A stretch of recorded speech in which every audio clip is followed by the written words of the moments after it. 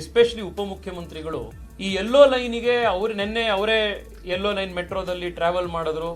ಇದು 50-50, ನಮ್ದು ಇದರಲ್ಲಿ ಬಹಳ ದೊಡ್ಡ ಕೊಡುಗೆ ಇದೆ, ಇದನ್ನೆಲ್ಲದನ್ನು ಹೇಳಿದ್ರು.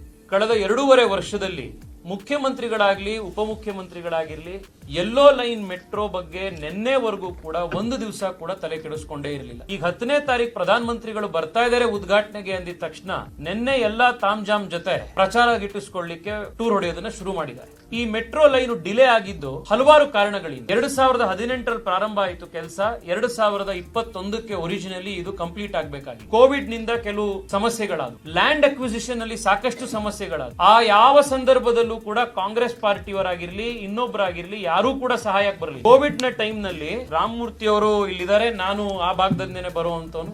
ಯಡಿಯೂರಪ್ಪನವ್ರ ಸರ್ಕಾರ ಇತ್ತು. ಕೋವಿಡ್ ನ ಮಧ್ಯದಲ್ಲೂ ಕೂಡ ಯೆಲ್ಲೋ ಲೈನ್ ಮೆಟ್ರೋದು ಸಿವಿಲ್ ಕೆಲಸ ನಮ್ಮ ಸರ್ಕಾರದ ಸಂದರ್ಭದಲ್ಲಿ ನಡೀತು. ಲೇಬರ್ ಅನ್ನು ಕರ್ಸಕ್ ಪ್ರಾಬ್ಲಮ್ಗಳಾಗಿತ್ತು. ಆಗ ಯಡಿಯೂರಪ್ಪನವ್ರ ಹತ್ರ ನಾವೆಲ್ಲ ಹೋಗಿ ಭೇಟಿ ಮಾಡಿದ್ವಿ. ಅಡಿಷನಲ್ ಫಂಡ್ಸ್ ನ ಗ್ರಾಂಟ್ ಮಾಡಿ ಕೋವಿಡ್ ಟೈಮ್ ನಲ್ಲಿ ರಸ್ತೆ ಸಂಚಾರ ಕಡಿಮೆ ಇರುತ್ತೆ, ಇದೇ ಟೈಮ್ ನಲ್ಲಿ ನಾವು ಮ್ಯಾಕ್ಸಿಮಮ್ ಉಪಯೋಗ ಮಾಡಿಕೊಂಡು ಕನ್ಸ್ಟ್ರಕ್ಷನ್ ಮುಗಿಸಬೇಕು ಅಂತ ಹೇಳಿ ಅದಕ್ಕೆ ಹೊಸ ಅನುದಾನಗಳನ್ನು ಬಿಡುಗಡೆ ಮಾಡಿ ಅಡಿಷನಲ್ ಲೇಬರ್ ನ ಕರೆಸಿ ಕೆಲಸ ಮಾಡಿಸಿ ಎನ್ನುವಂತ ಕೆಲಸ ಆ ಸಂದರ್ಭದಲ್ಲೇ ಆಗಿತ್ತು.